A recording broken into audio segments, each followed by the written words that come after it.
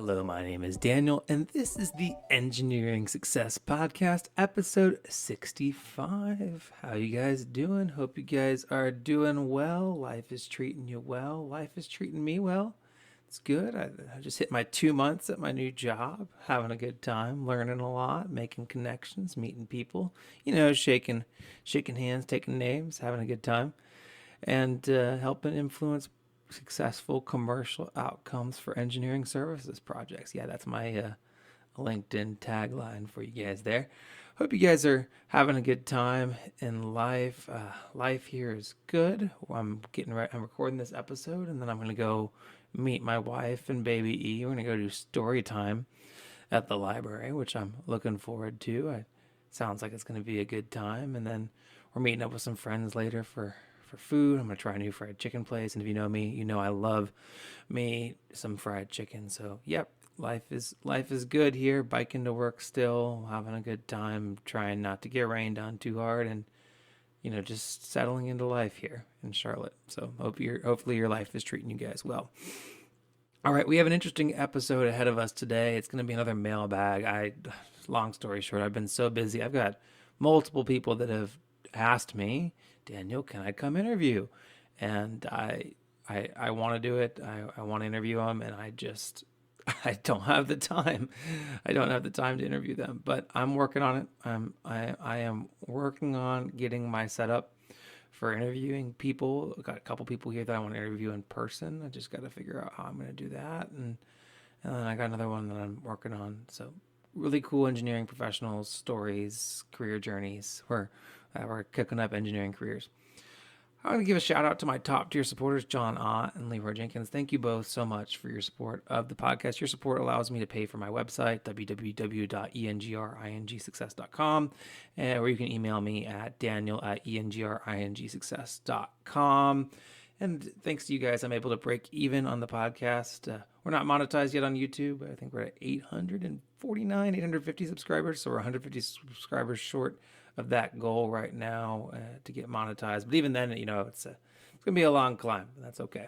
I have plenty of people that are trying to get me to pay them to make YouTube shorts for them. Pay them to make YouTube shorts for me online. And yeah, no money to do that. Sorry. Yeah, so that's the intro. Thank you, John. Thank you, Leroy, for your support.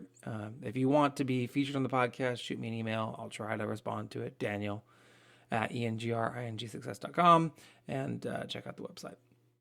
Okie doke. Well, let's get into the episode of the podcast. All right. This one, as always, we're starting with LinkedIn Lunatics, where I find interesting things about LinkedIn, and I say, is that crazy or not? In honor of the LinkedIn Lunatics subreddit. All right, here we go. First one. Hey everyone, I'm fairly established in a somewhat niche field. I have a myriad of people reaching out for virtual chats. Some of them are students, which I created office hours for them to join in group settings because I'm happy to help students. However, there's a lot of established professionals who are reaching out to pick my brain, chat, etc. I always let them know that I only do free meetings with students, but for established professionals, I charge a consulting fee. Some people keep pushing back, and some get so offended, and others will pay. I'm just confused. Is it normal that people are asking me to do free labor and then get offended when I don't? Are there instances where you should be taking free calls with people? How do I figure out who's there to waste my time and who would be a good person to talk to for free? Thanks, everyone. All right, here's what I do. I would say that, hey, if set up like an intro call, a sync call. That's what I do on my podcast. I do like a 15 to 30 minute call where really quickly you can find out whether or not what the person's looking for. It's just say, hey, here's an intro call. What are you looking for? Here's my experience. Can I provide you the insights that you want? And then at the end of that call, after you there's no picking of the brain. There's just, here's my idea. Does your background match up with that? There's no feedback. There's no consulting being provided. You just say, great. I think I can help you. I'd be happy to get back to you on this topic. And if you want to ask me more, here's my fee. And then you introduce the fee. So yeah, I think that I don't think it's unreasonable to charge a fee for the first meeting. And if you can get that, all power to you. But what I would just say is maybe create a buffer. Well, I would create a buffer that just says, hey, let's do a sync, 30 minutes, intro, have a conversation. you're not picking my brain. You're not getting my feedback. You're not getting my insights. I'm just sharing whether or not I know and can give you feedback on the thing that you want. And then after that, then we set up yeah, here's my fee per hour. It might take me 30 hours to work through this with you, or yeah, we can have an hour long conversation. My hourly fee is $500, and that's that.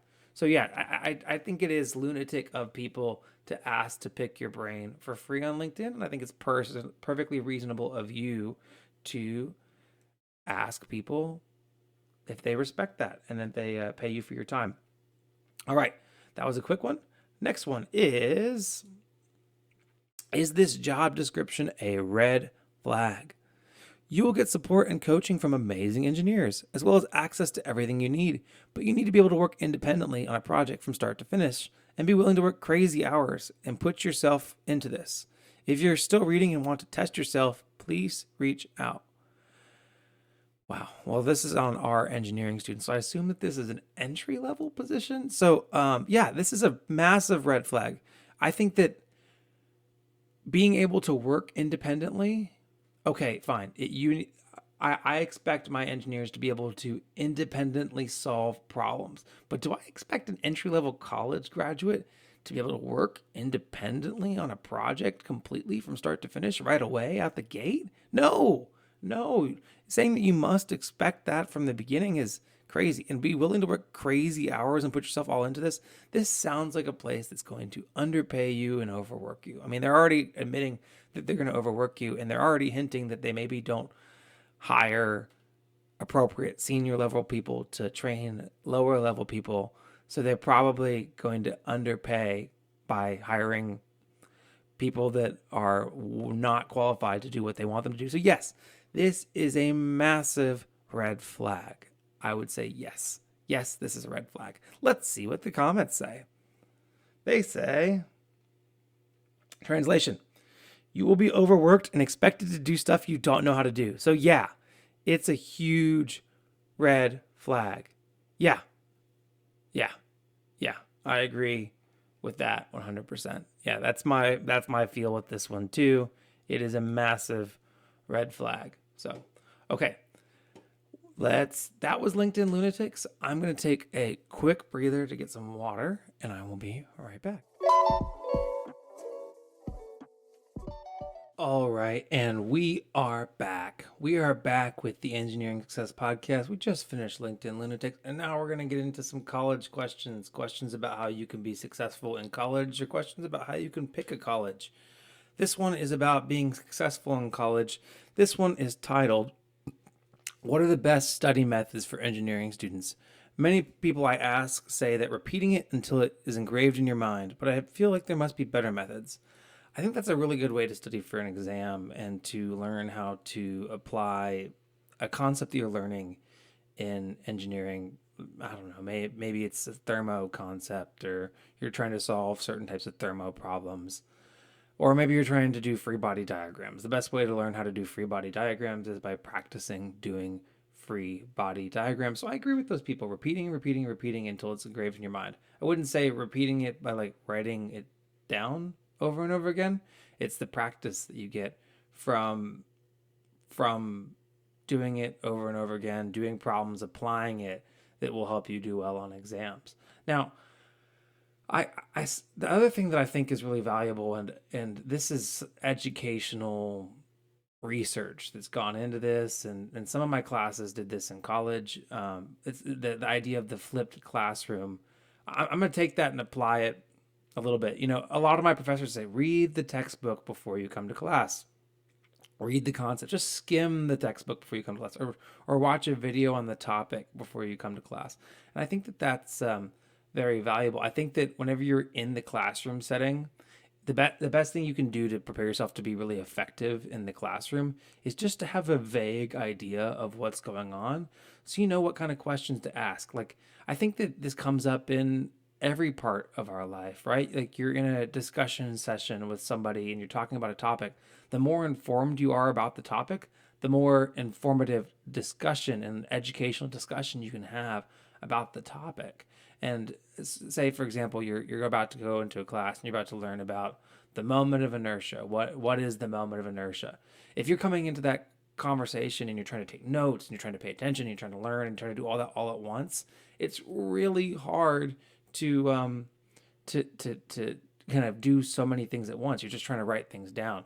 But if you've already kind of watched a video on moment of inertia, maybe you have the notes and the textbook printed out already, or hopefully maybe I loved it whenever professors would give out slides, so that way I could just annotate their slides with my insights instead of having to try to write all the notes down. Whatever you can do to come into a classroom, your lecture, already knowing just a little bit or something about that topic, then you're more successful. I mean, say, also when you take your math classes in high school, at the beginning of the school year, whenever y'all are doing that review and that refresher over topics that you covered before, maybe in a previous year, you do really well then, right? Because it's just a review for you. So anything you can do to kind of make it so that your brain is not having to start from square zero whenever you come into class, that's another really good way to study. And that's the studying that you do before class, not the studying you do after class and when cramming for an exam. So what I'd say is, yes, practice problems, practice problems, practice problems. Do the questions from the back of the textbook, from the back of the section of the textbook. If you can do those hardest problems with the same access to resources that you'll have in the exam, you'll find that you'll do really well in your exams. That's what worked for me.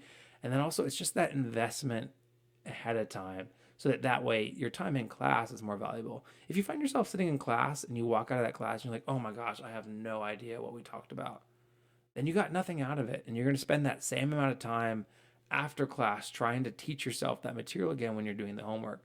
So invest that time on the front end. I know it's hard to do that. You have to be disciplined to do that. And I was not good at doing that. So I guess I'm not preaching to my own choir here. But my classmates that did do this were the classmates that were the most effective. So I recommend that highly. I was reading through Reddit and I saw a really good comment at the top here. So I figured, why not share it?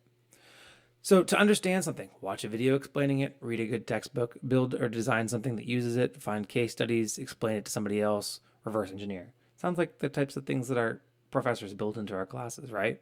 To remember something, write it down over and over again. I'm not good at remembering things either, but I think that the best thing you can do to remember something is to just keep organized notes. And I like OneNote. That's what I do with my notes. But engineering students, you probably do stuff with pen and paper, which is probably right. And to get good at something for exams, practice textbook solved examples, practice more examples, practice exercise, practice old exams if available. Yeah. So very good advice, similar advice to what I had to give. And that's the formula, is coming into class as prepared as possible, doing your homework, and then practice problems. That's how you get through engineering school. All right. Next one. Why does everyone advise against mechatronics? I've been hearing a lot of people advising me against mechatronics engineering for several reasons. The main reason is that jobs are harder to get, or that studying it is a waste of time. I should just get electrical engineering or mechanical engineering. The thing is, I chose mechatronics because I like studying electrical and mechanical and structural engineering at the same time. And as soon as I knew it existed, I knew that here's my passion. Do I go after it, or do I just give up and go mechanical or electrical? That's hard. I mean, I kind of did something similar. I got an engineering degree that was not as well known name-wise. Got my bachelor's of science in engineering science.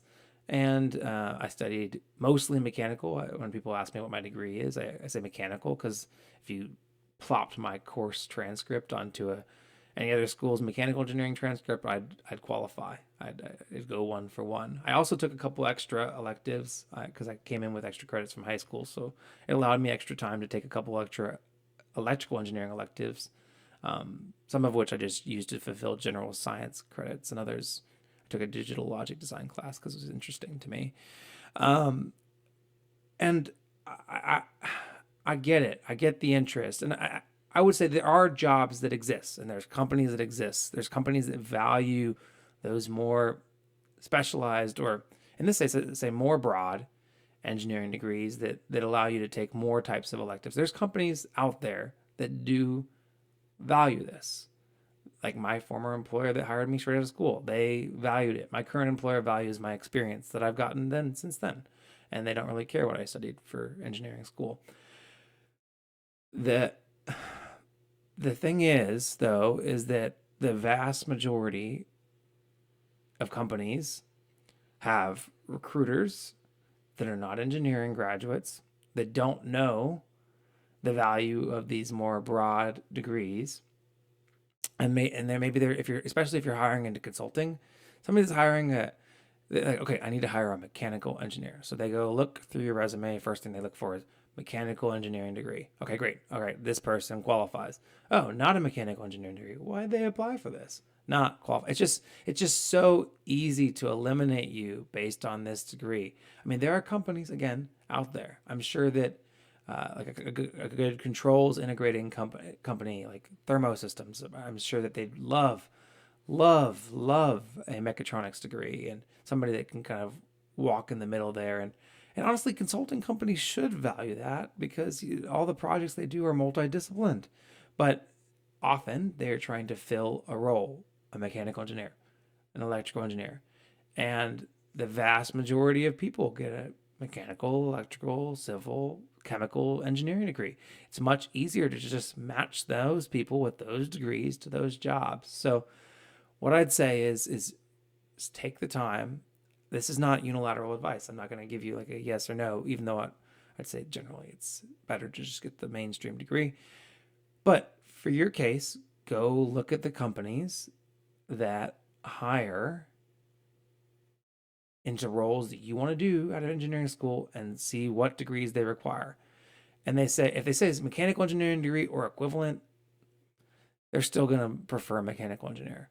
Or if you see people that work for the company that have mechatronics degrees, maybe go on LinkedIn, look at the people that have worked in those jobs, work for that company, see what kind of degrees those people have, do the research, do the time. And then if you see that overwhelmingly they have mechanical or electrical engineering degrees, which most companies that hire people into roles that kind of touch mechatronics hire mechanical and electrical engineers, then okay, maybe you need to pick one and go that route. And then maybe also just take a couple extra electives in the other if you're interested. But yeah, the reason why people advise against mechatronics is because it's not as easy to just match you to a mechanical or electrical engineering degree job. And because most people don't graduate with mechatronics degrees, the jobs that people think may be perfect for mechatronics graduates often still get filled by mechanical or electrical engineering grads. It's really about what kind of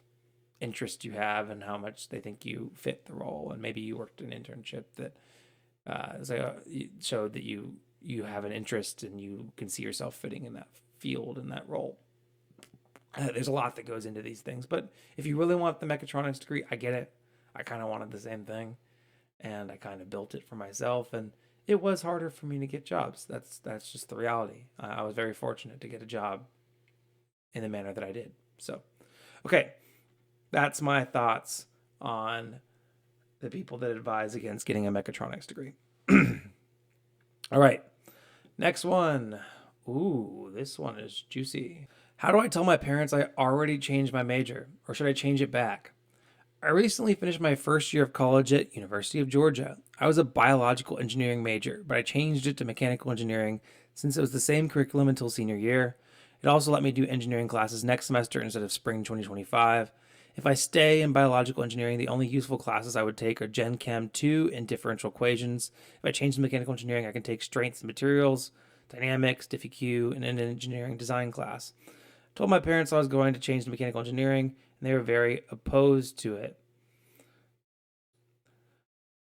For context, my brother has a mechanical engineering degree. However, he hasn't been able to find a job. But I think this is because he didn't get any internships during college. Because of this, they are opposed to me becoming a mechanical engineer. However, I didn't tell them I already changed it. My reason is that mechanical engineering is more broad than biological engineering, and it'll probably be easier to get internships and jobs, as UGA isn't an engineering focused school. And if I want to do a biological engineering after graduating, I could probably find a job using my mechanical engineering degree. I also applied to transfer to Georgia Tech for biomedical engineering, and my decision comes out tomorrow. If I get in, I'm going 100% and don't care about my major. However, if I don't get in, how do I tell my parents that I'm doing mechanical engineering? Or should I switch my major back to biological engineering and accept that next semester I'll be doing useless classes since I have time to change my classes? I am more leaning towards mechanical engineering, though, as although I had a reason for applying with biological engineering, I'm not so sure anymore. Your parents are wrong.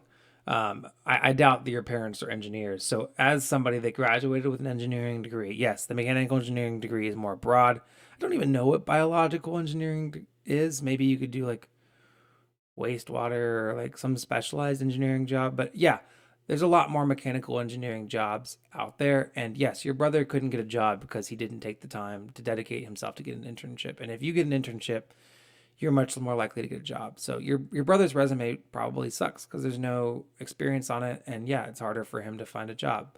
I feel bad for him. Maybe he should reach out to me for some support services on helping get a job for free. I'll coach him. But yeah, it's your reasoning is right, and I'm sure that all of these engineers in the comments, you pretty much gave a great explanation that you could tell your parents. So I would just tell them what you just exactly posted.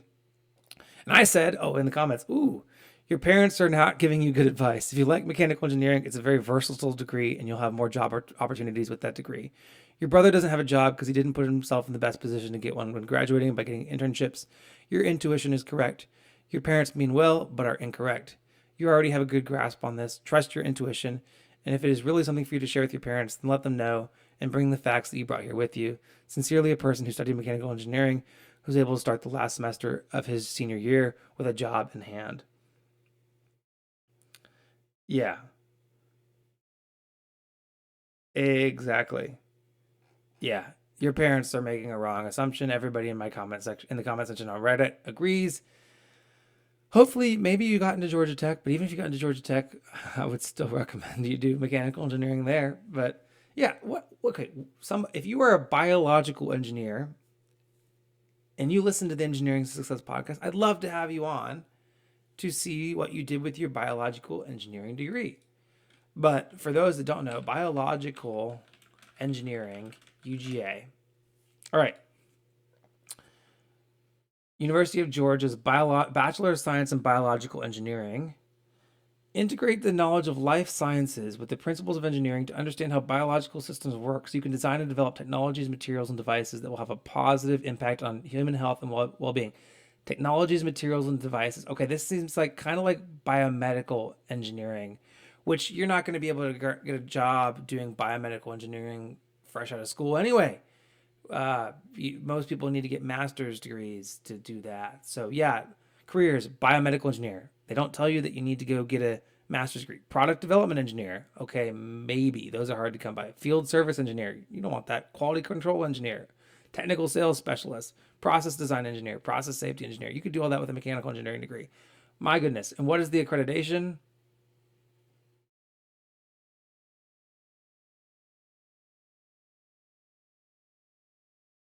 They are accredited by ABET. So there's that. So that's good. That is good. They are ABET accredited, but still, I mean, oh, you can't see that. They are ABET accredited, but man, I would definitely get the mechanical engineering degree. I would definitely get the mechanical engineering degree if I was in your shoes. And you could tell them, and just tell them, hey, I'm doing this. Here's all the people on the internet that agree with me. There you go. And I'm sure there's stats on employment data on different types of engineering degrees. Your brother doesn't have a job because he didn't get an internship. If you prioritize getting an internship and building your resume towards that, then you will get a job. All right. Next one is 40, too old to become an electrical engineer. Title says it all. Edit. Thanks for all the responses, y'all. I was expecting to get downvoted to oblivion. LOL. Thank you so much. Is 40 too old to try and become an electrical engineer? No, it's not. No, it's not. And the title says, if the title says it all, it sounds like you don't have other experience working in the industry. So here's what I'd say to you. How much are you making right now? And what kind of financial trajectory do you have in your current career? Because entry level engineering salaries, depending on where you are about $70,000 to $80,000. So, and maybe within 5 years of your graduation, you can be making low six figures, 120 to 150. So, What is your current career trajectory and what is your current earning potential? If it is better than that in the next 5 years, well, actually, in the next 9 years, because your engineering degree is going to take you at least 4 years, maybe longer if you're a non traditional student. If you're doing it to make more money, then at least spend the time looking at engineering salaries, engineering career progression, because you might have to take a step back in your earning um, to do engineering. So think about that. But no, it's not too old to become an electrical engineer. I think that I have friends that went to engineering at schools that had large military veteran populations in their city, and they'd see a lot of veterans going through engineering school. It's very valuable. I think, especially if you've worked in the field and maybe you've been a designer or you're a project manager and you want to take the next step up in your career, then adding that engineering degree gives you a level of credibility to help you advance your career. So I think it's worth it. And if you don't have any career trajectory or earning potential trajectory in your current career, or if you just don't like it, then yeah, I think it's not too old at all. But I mean, if you're doing it for money, at least be like an engineer and do the math and see if it's going to be worth it for you. That's all I have to say. But yeah, no, it's not too old. It's not too old. Guys, comment section, let me know. Let me know what you think. Is 40 too old to become an electrical engineer? I don't think so. All right. Next one. All right. This is a very specific question, but I think I have some relevant insight to add here. Virginia Tech versus Penn State if name has any matter in finding a job. Hi, I'm new to this sub. I recently been accepted to Virginia Tech and Penn State for electrical engineering. I originally wanted to do aerospace, but as a kid, but I found electrical more interesting, and there are more jobs that exist in aerospace related field related to electrical. Okay, good. My question is whether I should go to Penn State, in-state, or Virginia Tech. Cost does not affect my decision, fortunately. I'll be frank. I kind of hate the fact that I'd be going to Penn State, given that I worked real hard and would end up with kids from my school who haven't. Virginia Tech has a better campus feel, and I probably would enjoy it. However, program ranking wise, they're quite similar, but different rankings tell me different things. I hope to move down south, DC, or Florida, which will look better to future employers to get internships and for a better program. Okay, if cost is not affecting your decision, yeah, go to Virginia Tech. If you want to move south and you want a little bit more name prestige, Virginia Tech probably has a little bit more name. I don't know. Let's do the rankings don't really even matter, but I know a lot of great Virginia Tech grads. It's a great school. You like it. I wouldn't make the decision based on the fact that you worked real hard and would end up with kids from your school who haven't. It's kind of one of the major reasons why I didn't choose to go to UT or A&M out of high school. I had a weird complex about that. I graduated at the top of my class and I didn't want to go to the same college as other people from my school that quote unquote didn't work as hard as me. That's a you need to abandon that mentality. I'm really glad that I eventually abandoned that mentality, and I'm glad that I went to the colleges I went to. But if I did it for that reason, I don't think I fully did it for that reason. I also really liked the school, and I thought that I'd thrive academically there, and it worked out for me. But I mean, ranking wise, engineering programs, there's much higher ranking programs in Texas that I could have gone to, and I didn't go to because I had that mentality about it. I also didn't like how big the schools were, but again, I had that mentality. And what I'd say is, once you're in college, nobody gives a rat's tail about what you did in high school. So you need to abandon that mentality. And once you're in the career field and you've been working for a while, nobody cares where you went to college. So you need to do some reflecting and kind of release that feeling. I know you're still in high school, so you can feel that, feel it for a little while, but eventually do the soul searching you need to release that. But yeah, if money is no option, yeah, go to Virginia Tech, go to where you want to go. And that's what I did. Money was not an option between me and my state schools. So I went to the private school that I wanted to go to. And I had a great college experience with people like minded. And I had an amazing time. And I met my wife, and I don't regret it. So if money's not a factor, choose the school you want to go to. The engineering program rankings will be negligible. And if you want to get closer geographically, then great. Virginia Tech will probably help you do that. All right, and we are back with your career questions on the Engineering Success Podcast. A little bit of a outfit change for me, and a cameo from Bailey Cat in the background if you heard it. If not, then I just guess I have a good microphone. All right, here we go. Do employers actually give you a bigger salary if you show higher competence than expected? All my student life, I've heard about the top performers, grades, projects, etc. Actually, amazing people with big brains and great ideas do get paid more than average. But the more I look at Glassdoor numbers and ask real people for salary numbers and projects, the difference between them are about 10% between the lowest and highest paid engineer, SE or EE, let's say. I don't really care about being paid FU money, but I just want the reality. All I can say about different salaries is that bigger and more advanced companies do pay more overall. Airbus mechanical engineer versus small regional factory mechanical engineer, maybe.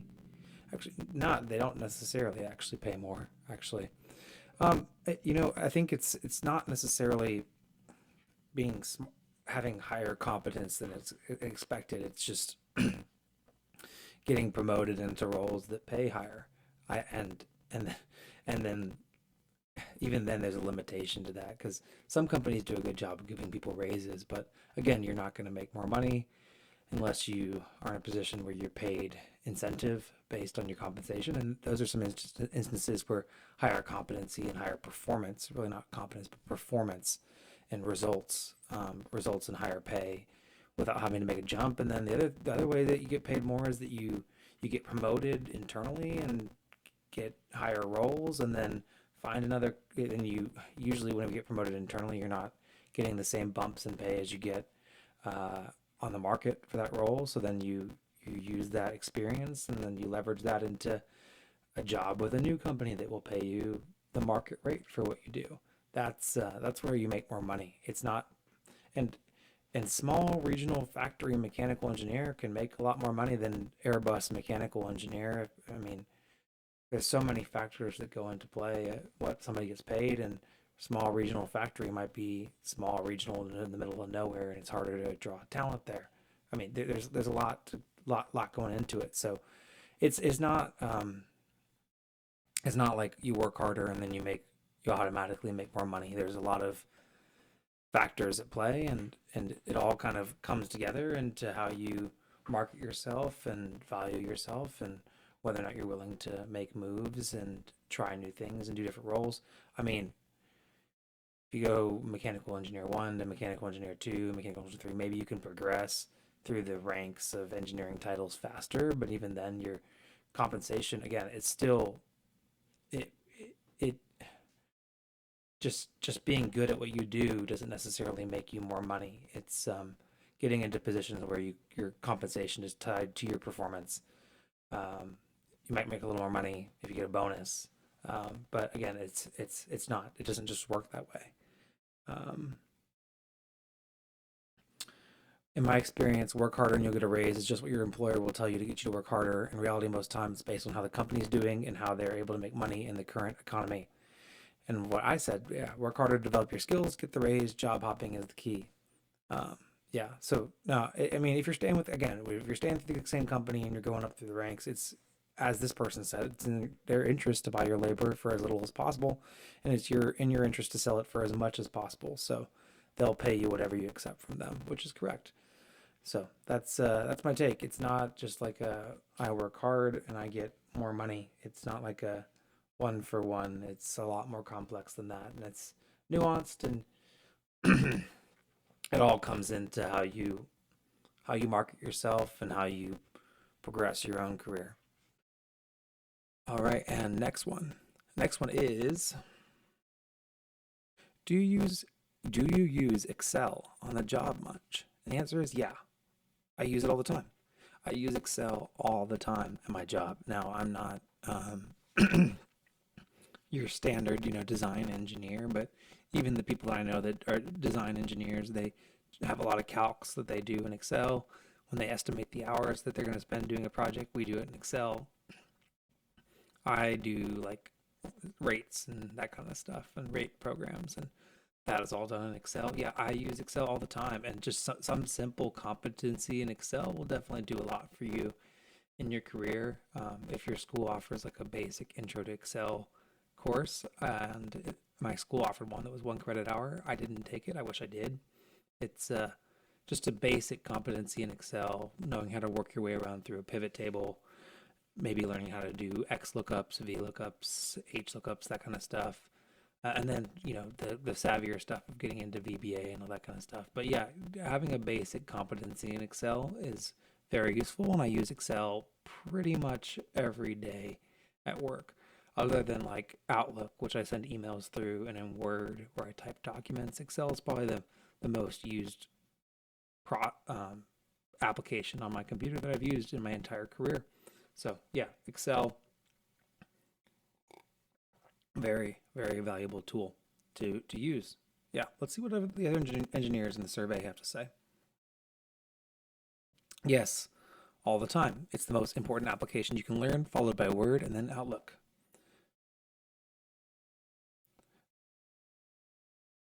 There is no tool more integral than civil engineering than the Excel spreadsheets of your forefathers and the ones that came before you.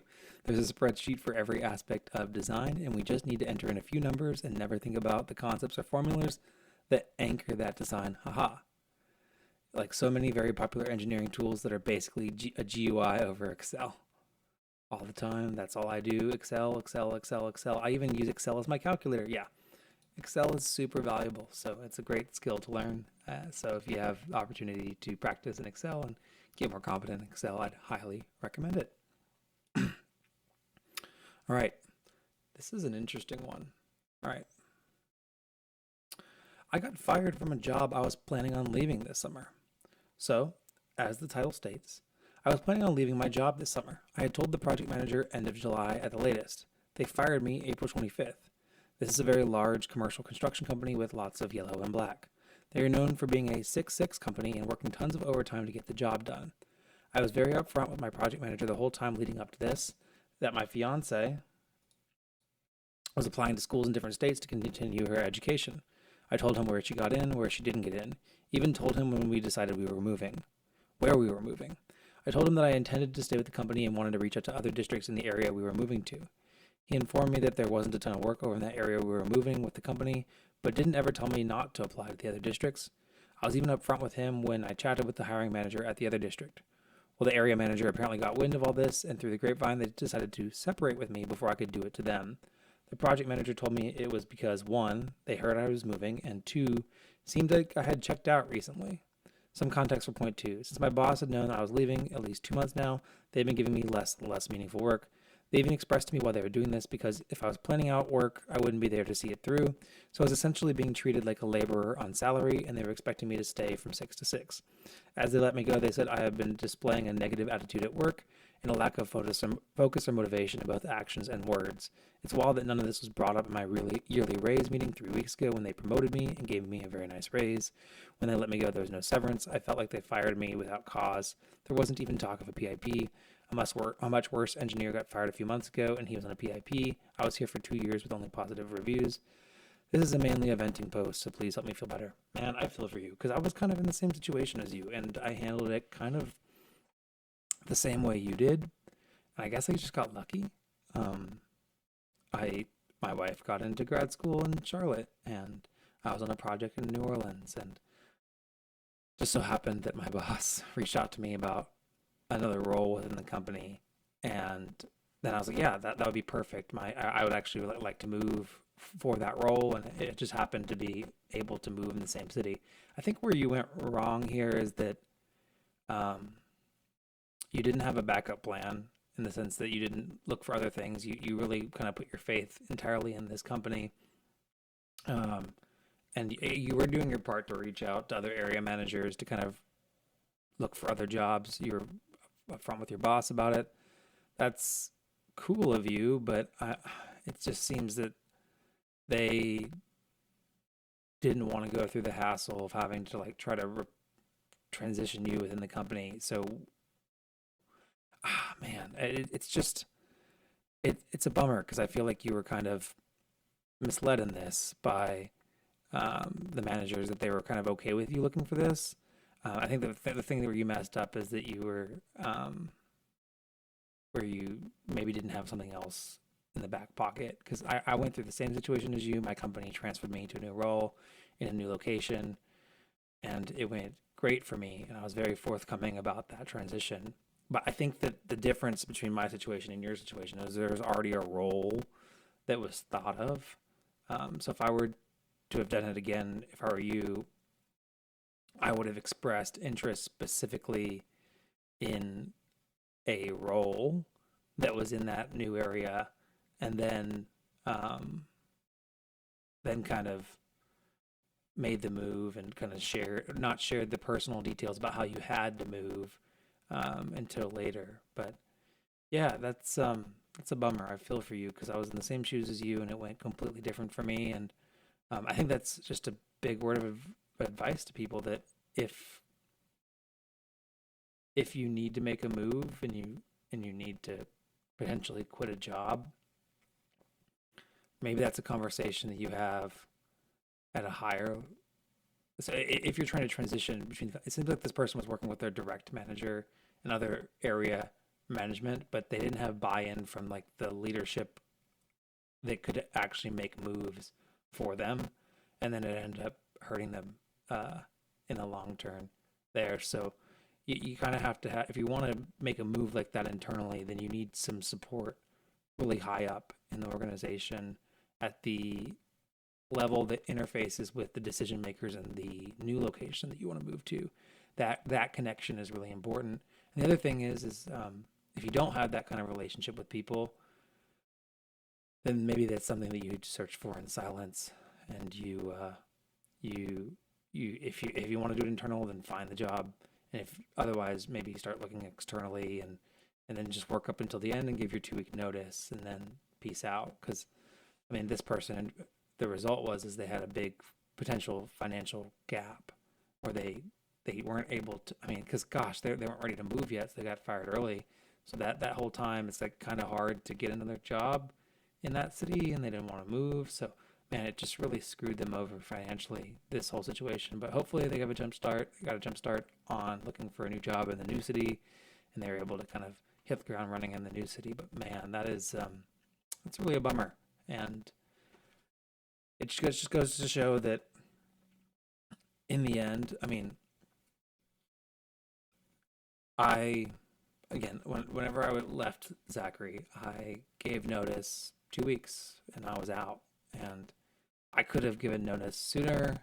I knew sooner, and given a longer notice. I mean, I could have done all those things, but it worked out fine that they didn't cut me loose as soon as I gave notice, but they could have, right?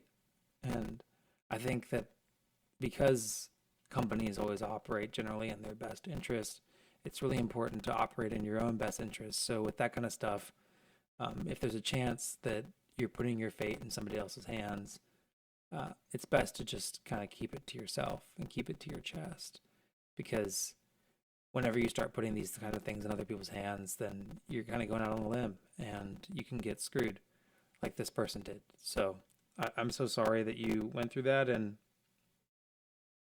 it's just a bummer. The top comment is, let this be a lesson to never tell your employer, Jack. This is the way one time I tried to be upfront and honest with my boss that I wanted to go work for a subconsultant of ours. He was very supportive face to face, but then threatened to end all dealings with that company if they hired me and killed my offer. Yeah. It's the companies will operate in their own best interests. That's for sure, and they should. They're not obligated. I mean, they should treat people right as well. But man, that's just hard. All right. Next one. Would you guys prefer to do exactly the job you want in an industry that's not ideal, or a non-ideal job in your dream industry? That's pretty much the post. I want to do design engineering in the medical industry. I have a job doing service engineering in the medical robotics industry.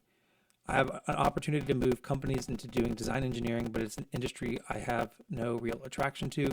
Instrument cases. Probably a personal decision, but what would you guys do? I would do the kind of job that I want in the industry that's not ideal. Personally, I feel like your day-to-day is more influenced by the role you have than the types of things that you're doing.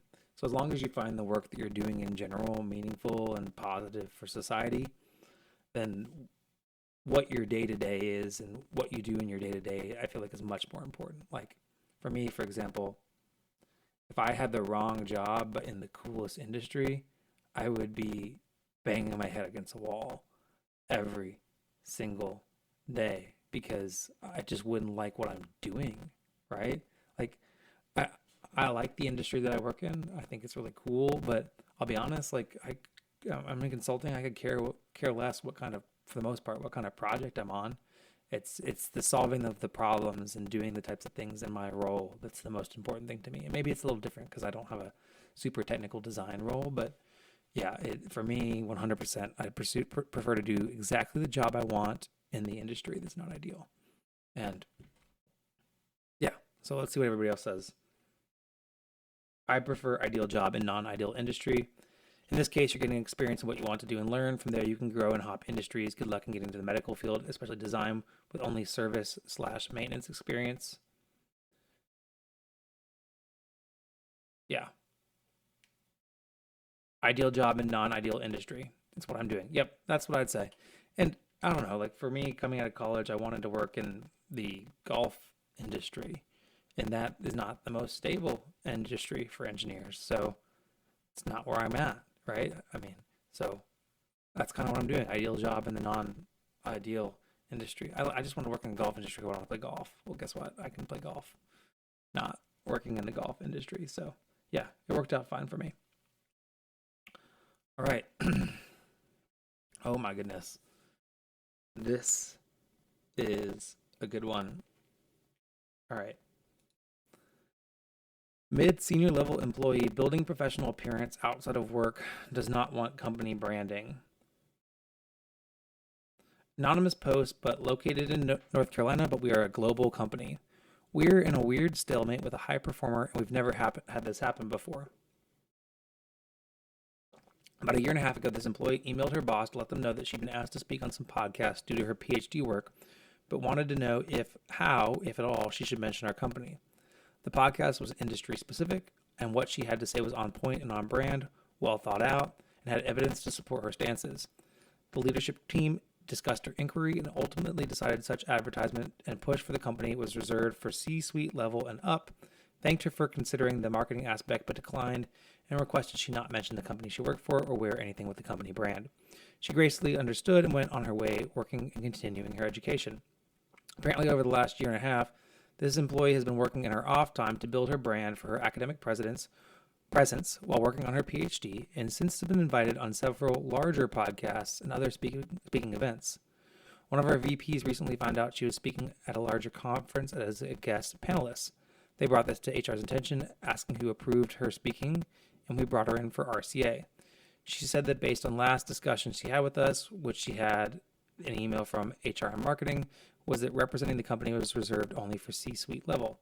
All of her speaking events were under her PhD endeavors, and she carefully selected events that happened on days she wasn't working or scheduled her vacation around them. All of her speaking events she had arranged by building relationships with others, networking, and then scheduling them herself. We dug in further and reviewed some of her events she had posted on her blog, and sure enough, not one mention of our company, our brand, our logo, and all of her discussions are centered around her studies and her research and how it can impact the business and the industry, but in generalized terms.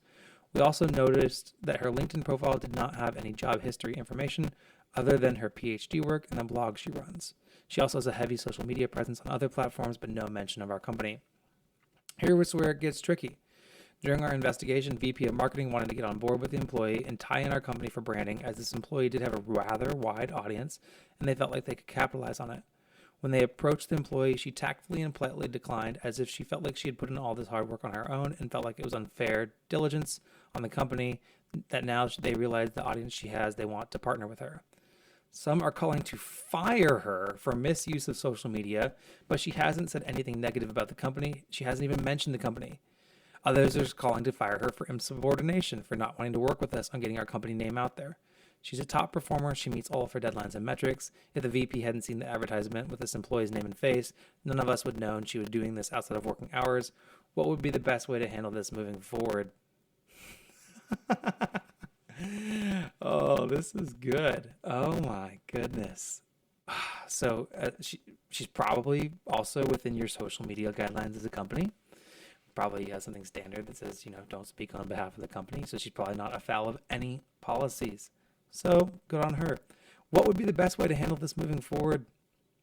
Have a lessons learned conversation with the VP of marketing to explain to them that this is what happens whenever you discourage employees from speaking and representing the company, and she's under no obligation to represent the company. And if they want to fire from insubordination, that they are walking a very, very heavy line, and they're maybe consult with your legal team as well on what that would do, and advise them heavily against firing her for insubordination for this whenever she's acting completely within company policy. So that's what the best way to handle that moving forward is. And then maybe do a little bit better job of vetting your employees whenever they ask to speak on behalf of the company at conferences. If people ask to speak, maybe dedicate more energy and effort towards understanding how they're going to speak, what their goals are, and what they want to do, and do a better job of deciding whether or not you want to encourage them to represent your company or not. That is what you do. As for the employee, I think it's a lost cause for you. And if I were her, based on this whole interaction and seeing this whole rigmarole of an investigation, I'd be using those industry connections to leave your company, because my goodness, it's just really toxic of an environment it sounds like that you got there. So that's what I'd say. Let's see what the comments say. Top comment: tell your VP to sit down and be quiet, or promote this other girl to the C-suite. After all, that's the condition they put in place for such representation, isn't it? He had the opportunity to make her life easier by letting her use the company brand. He decided not to. She has had to work harder and prove that she deserves to be at these tables because your company unreasonably asked her to hide where she worked. Your company does not deserve any benefit from her hard work, and you are trying to steal from her the brand that she has built without you and has nothing to do with her jobs. You should be ashamed of even thinking you can get to use her off-work brand without paying her. If you want her to be an advertiser for you, negotiate fair pay for that service separately from her salary. She essentially did the equivalent of writing a book. She built something apart from you. If you want to benefit from that, then you need to buy it. Whew. That is good. They kind of took the words out of my mouth. That is, yeah, oh my goodness, that is a good one. So that was from Ask HR, and I just thought it was kind of relevant because it's an engineering career question. And man, if that employee asked me what to do in her situation, I'd say, get out of there. My goodness. And get out of the crosshairs of that VP of marketing. My goodness. Unless somebody in your leadership stands up for you, has a conversation with that VP of marketing, and then comes to you and says, hey, I have a conversation with them. It's dealt with. They were acting completely unprofessionally. I'm so sorry they did this. I'm really proud of you for what you've done. This is awesome. Best wishes to you. If you change your mind, please let us know what kind of arrangement would work for you. That's the conversation that needs to be had with me if I'm that girl in that position. Otherwise, I'm using my network to get out of there. And I'm sure by now she's already left. I wish that there was an update to that post that said, oh, by the way, she left. All right. Next question. And the last question. All right. Title is People Who Work in Project Management / Project Engineering, how'd you do it? I got my Bachelor's of Science in Chemical Engineering in May 2023, and after working at my full-time job for a year, I realized I may not like being an engineer as much as I thought I would. I had a conference this week with a bunch of project managers, and I really liked the sound of what their positions entailed. Is there a way to get in project management / engineering with my BS and chemie without doing an insane amount of school again? Thank you. Yeah, you don't. You don't need to do any more school. Definitely not. People, more school is not the answer to everything. If you want to make a job change in your career, you don't have to necessarily go to more school to do it. Please do not just answer everything with like, oh, I need more school. I need more education to prepare me for that specific job. What I would do is get on projects. So I don't know what kind of role you're in now, but are there projects that you work on? And if so, reach out to your PM and ask if you can help with some of the PM project management administrative related tasks. Again, every company is set up differently. My former company, project management was run by project managers, and then there were project engineers that supported those project managers, and then there were project controls teams, project support teams that supported that, and then the engineers functioned as pods of engineers.